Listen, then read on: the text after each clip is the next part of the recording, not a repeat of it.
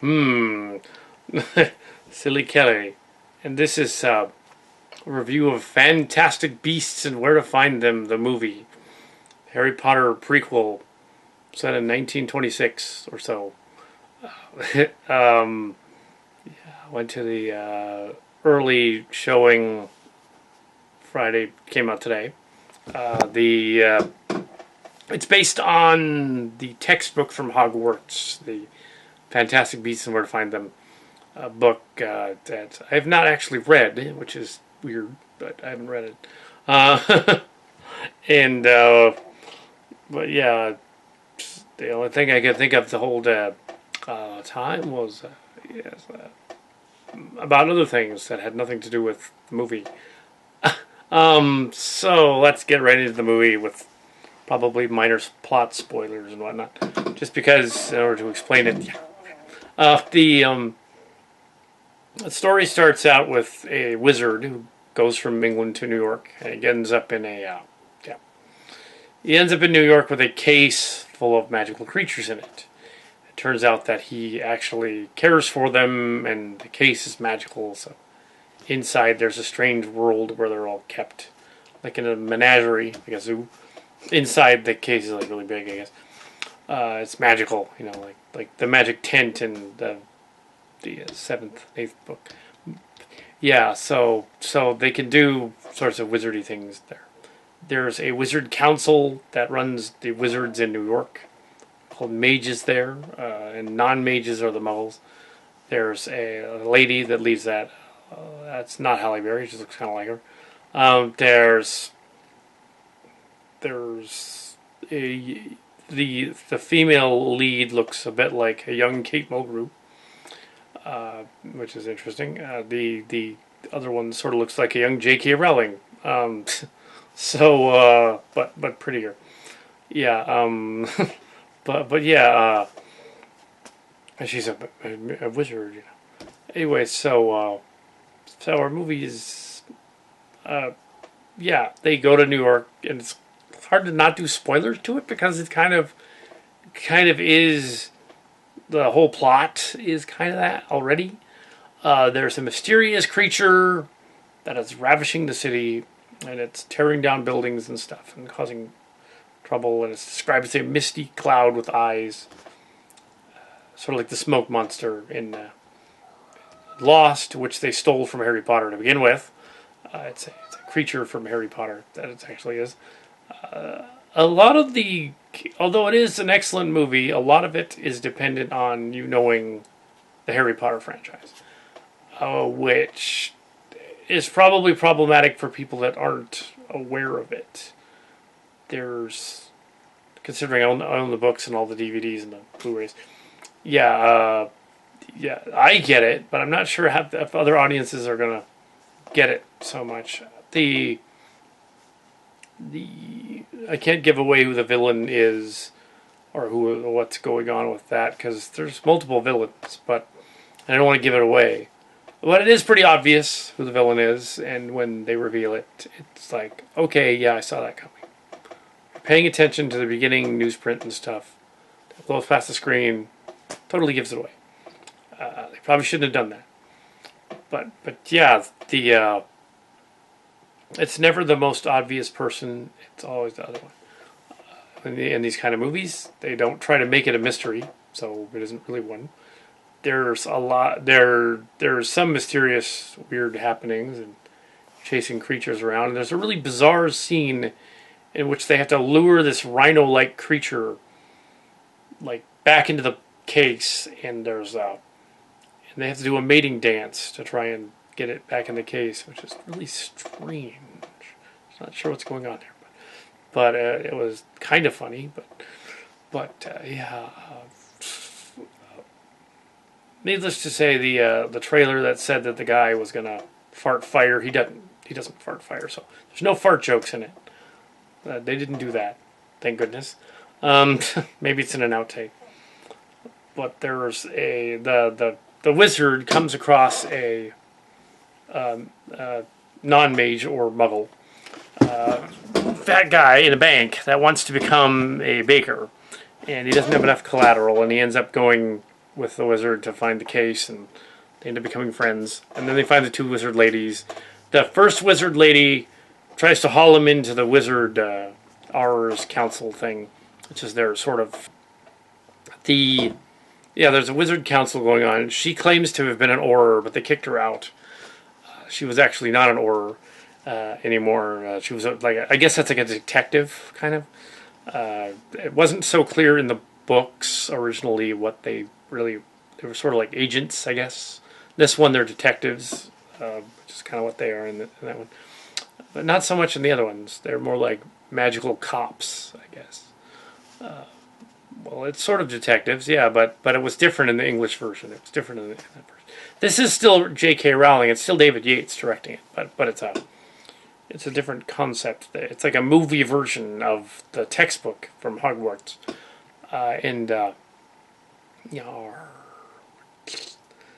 so yeah, they do a lot. They try to find out where the smoke monster thing is. They try to stop that.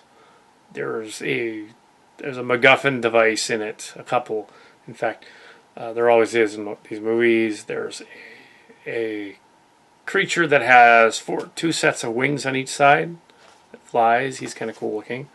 It's not a griffin. It's one of those like flying. It's like an Oriental dragon, basically. It has like wings.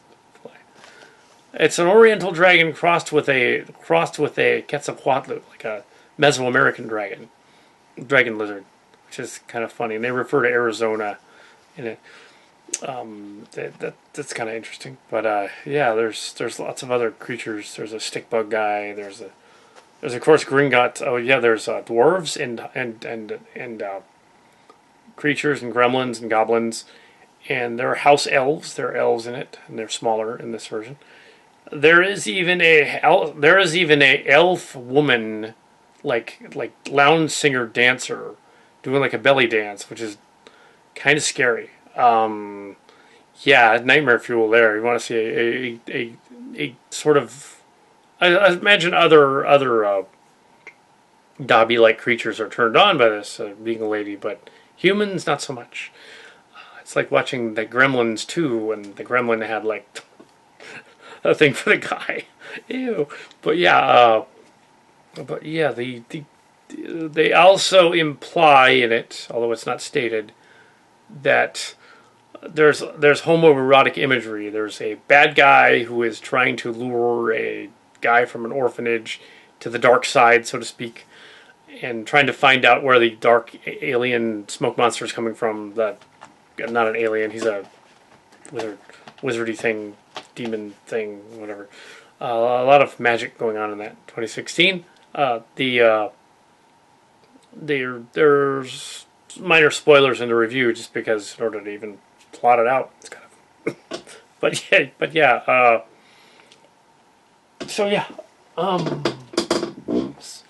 Muggle water. One of these days, I should do a Harry Potter review of the DVDs. I don't think I did on the channel. I really should have. So yeah. So this is sort of a prequel, but it's sort of expanded universe. So it isn't really, but they do a lot of the tricks that they did in the other movies in this one as throwbacks. That's the one drawback to it, in that, yeah, you see these throwbacks and callbacks to it, but they would be non-existent if you ignored the other ones and wouldn't happen. So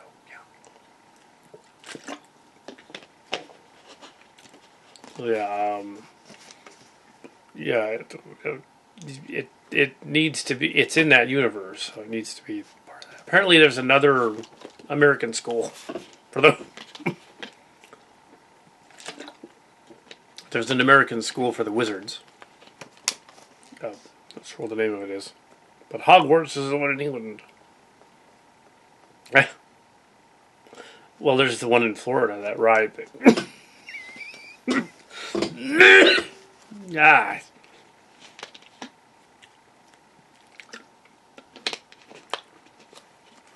So yeah. So I can't give away too much more about the movie because otherwise I'd just give it all away. I don't want to do that. One of the trailers was a trailer for Logan. But anyway, go see the movie. And the Logan trailer is a little clearer the second time around. Apparently they're ignoring Days of Future Past in that trailer. And pretending like it didn't happen, that they all saved each other using his mind, because that doesn't make sense. So... No, so there's 2 discrete X-Men chronologies. Probably 3 if you count Deadpool going on. Was Logan canon with Deadpool? Probably not. It's weird. Anyway, yeah, it's Old Man Wolverine. If you read the comic book, that's what they're doing. Sort of, kind of. It does have X-23 in it. It's just referenced in other movies. She shows up. She's in the trailer, so it's right. She's right there. There was another website going on about what Wolverine's claws could they injure Superman. The way they, but I was thinking about that they don't use Wolverine's claws correctly at all, because if they claim that they're super sharp and can cut through stuff, he can eviscerate someone. Not only that, he could chop them into pieces in like minutes. He never does that, so he doesn't. So they're not as strong as they claim they are. Because clearly he could even by accident like sever like body parts from his own people just walking by. Like if they were that sharp, they could go through anything. He could literally walk by raking his claws and cut somebody into 3 segments, which would be gruesome. And they did, and back to the Harry Potter thing. They did address what would happen if they used Muggle guns in it, non-major guns. Apparently, they have some ability to block bullets. But I was thinking, you know what they should have had at the end? They should have had the mobster guy. There's a mobster guy at one point who's one of the goblins. They should have him show up with a Tommy gun in a car and have him drive by and do like a Bugsy kind of like. They should have had him gun some witch people down. That would have been funny. So you think you can stop all these bullets? How violent! My goodness. Actually, I was thinking before this movie, it would be hilarious to actually do a Teddy Ruxpin movie. I think that would be hilarious. That's what I was thinking about the whole time. I had a Teddy Ruxpin. I could do a Teddy Ruxpin. Worlds of Wonder doesn't exist anymore. So. And Seth MacFarlane was obviously thinking Teddy Ruxpin when he did the Ted movies. It's obviously what he was thinking. He just couldn't get the Worlds of Wonder people on board to do a swearing Teddy Ruxpin. So he didn't. What happened if Silly Kelly did? He just made him a swearing Teddy Ruxpin. Said, okay, this is what you really wanted to have, so here it is. Hi, my name is Teddy Ruxpin. Screw you. It'd probably be funny for about 10 minutes. But it would be a funny 10 minutes. But yeah, Harry Potter and magical creatures. I'd like to see that. I'd like to see all the Rule 34 for this movie, which they show. That's if it exists on the internet. There's porn of it. Which they probably show not the chicks with the guy, like the three-way or something, or with the fat dude, but rather the three-way with all of them. You can tell like there were these nods to the Harry Potter fans in there. There was a homoeroticism toward that. They sort of implied that Dumbledore might be, but they didn't say it. So yeah, the movie, you should go out and see the movie. I can't say much more about it because then I would give it away. It's not Oscar worthy. It's not. I tend to agree with most of the critics that it's a good solid 3.5 stars. It's not 4. It's not the final Harry Potter movie by a long shot. Final 2. It's yeah. I would say it's on a par with maybe the first one, more or less. First one was just fun, not great, just fun. Anyway, so yeah, so they're gonna make more of these, and I don't know how they're gonna do it. I guess they're gonna anthologize it, kind of like do different segments, sort of like Downton Abbey. I think there's actually a Downton Abbey person in this, which is an interesting, ironic twist because if there is, I think there is. There's at least 2 in there. There is. There are two Harry Potter people alums in Downton Abbey, which is funny, which is hilarious. And also, there's a nod to Twilight as well, the Twilight series, because there are at least two people from Twilight who were in Harry Potter. Yeah, look it up. The famous one is the guy who played the werewolf. He was Cedric Diggory in Harry Potter. Right. Also, Harry Potter alum starred in King Kong. Not King Kong. Planet of the Apes remake, the second one, the city one, or no, the first one. That's right. Dawn of the Planet of the Apes. Yeah. So yeah, they are making another King Kong movie. In the trailer, it looks all right. I wasn't too impressed. It looked like a cross between like Commando and Predator and King Kong. Yeah. Looked like the Michael Bay explosions and stuff. But The Arrival was cool. The new version of Arrival, they stole the title. It's not the same title. In the book, it's the Deceptipods. I can see why they didn't call it the Heptapods, because that wouldn't nobody would get it. Calling it The Arrival is probably better. But it's about the Heptapods. Aliens. Very different kind of aliens. Very Star Trek-like, actually. The Star Trek fans should love it. I don't know if it would make a good Star Trek movie, but it's a Star Trek-like idea. But this Fantastic Creatures, where to find them, Fantastic Beasts, could be awesome. The Harry Potter fans will like it a lot because they will get the jokes, references, and things, and probably give it 80%. Probably give it 4 stars, but I don't think it really deserves quite 4 stars. It's not really great. It's funny that it's longer than Yates's shortest movie, which needed to be longer. But yeah, that would be like Order of the Phoenix, which should have been longer. Yeah. But yeah, so Harry Potter. Yeah, Harry Potter. Let's see what else. Oh yeah. Yeah, the audience. The early show, XD, opening day. There were 4 of us in the theater. Come on, guys, go see it. It just came out. Hopefully, there's going to be more later on. But yeah, I wanted to see it there, and it was probably the other 3 are film critics on the web, so they're going to be out there doing their thing. I'm going to be doing my thing. Well, oh, there they are. Oh yeah, I don't get paid, so I just do film reviews. My channel doesn't get any money for doing reviews. That's what separates actual critics that are actual doing like paper from blogger critics that just do a blog because it's fun. Some of the bigger sites do get a Patreon thing, and they do that. They get paid for some of it. Like Stone Gremlins actually gets paid with donations, and they're related to Channel Awesome.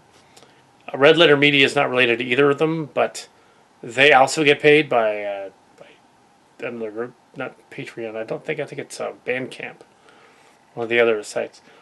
Yeah, so a lot of these guys do get paid. Like Angry Joe Rant also gets paid. So the ones that get millions of hits, they get paid. Yeah, so that Trek Yards, but that's ships. They don't do reviews. Yeah, so Harry Potter and Wolverine and Harry Potter. That would be interesting. And a Teddy Ruxpin. Harry Potter. Yes, and friend Jim from, formerly of SoCal, now in San Jose, back in San Jose for the last year or so. He does not like Harry Potter and saw the preview and is like, I don't want to see this. And he actually didn't like Guardians of the Galaxy that much. Of course, he was just being difficult. He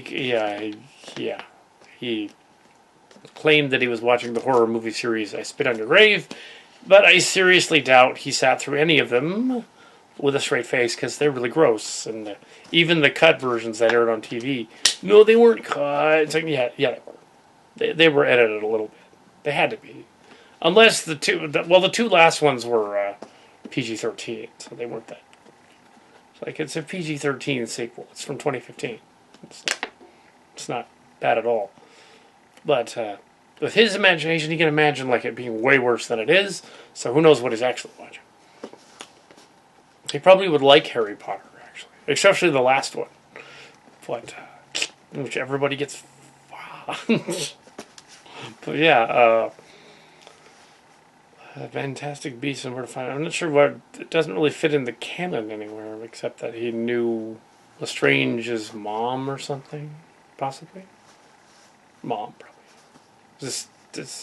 Well, the thing is with the Harry Potter books is that the books take place in the 1990s, 10 years before they did the movies. Yeah, so the books go up to about when the movies came out, but technically it's supposed to be like 10 years earlier. So when they say, ooh, 19 years later, it's a joke.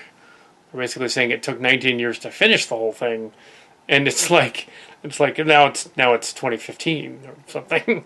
No, the last, but yeah, it didn't really. It took like 6 years, but still, and the books and the movies went together.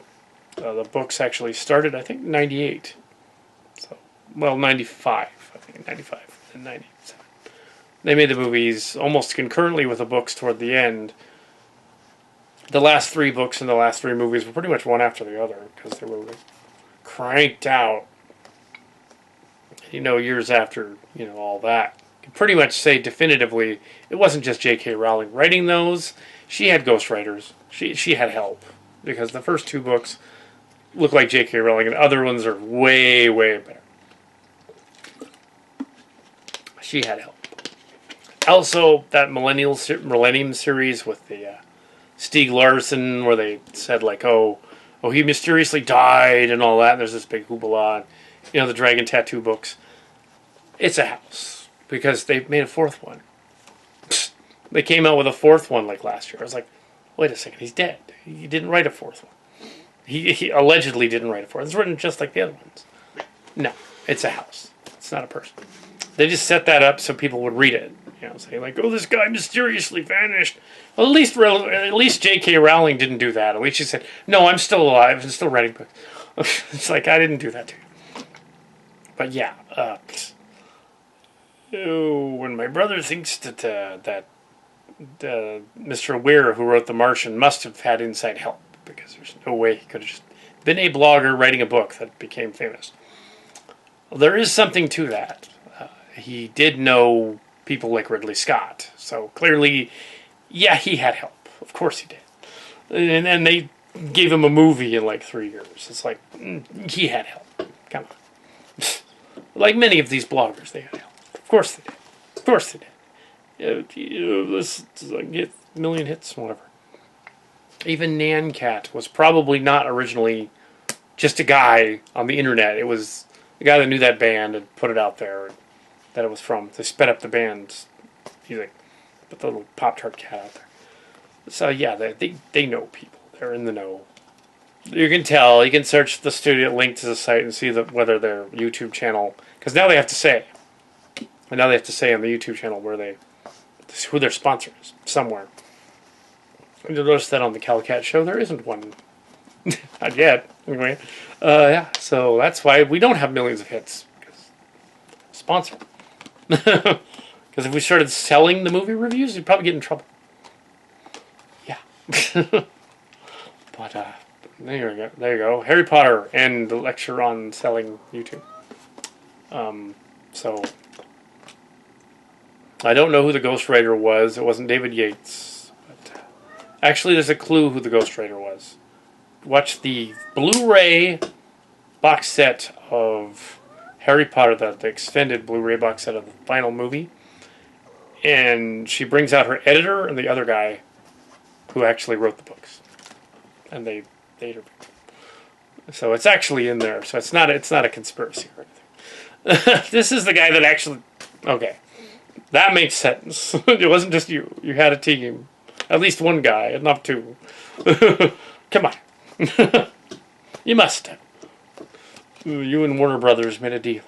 Now, if Cal Cat can make a deal, oh my goodness. No. No, I'm not going to...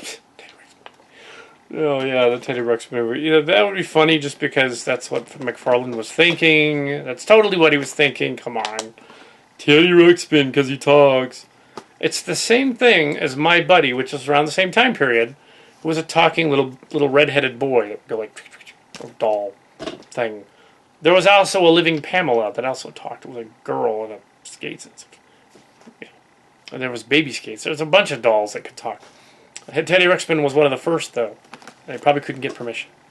Because if they made Teddy Ruxpin cussing, like somebody that still owns the company, I think now Backpack or whatever the name of it is, that owns it. They made some newer ones with MP3 players about 10 years ago. Yeah, I gotta get one of those for the movie.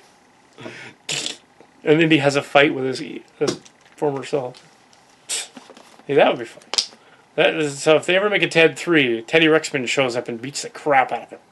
He's like, ah! Oh, damn it, you're stealing my act, you asshole. I got a little toy Tommy gun, but I put real bullets in it. I got it from that mobster guy in the other movie. That didn't happen in the Harry Potter movie, but it should have. They were in the 20s. There should have been a mobster gang. There was a mobster, so he should have had a Tommy gun. So, Mr. Big. Which does beg the question, though, if the overweight dude that wanted to sell pastry already knew that there was like goblins and magic creatures and was okay with it, everyone in the town did. So when they had to like stupefy some of them, it's like, or take their memories in some point, they had to do that. Not going to give it away, but there was a little bit of some of that. Like, they already know, so it's not going to do any good, really. That one guy likes them already, and he doesn't even know them. He really instantly falls for them. They're like, I like you guys. Like, and there's an evil, like, witchy sort of... Of course, there's a witchy orphanage lady. Evil. She's not really a witch. She's witchy, like. She's like a cult leader.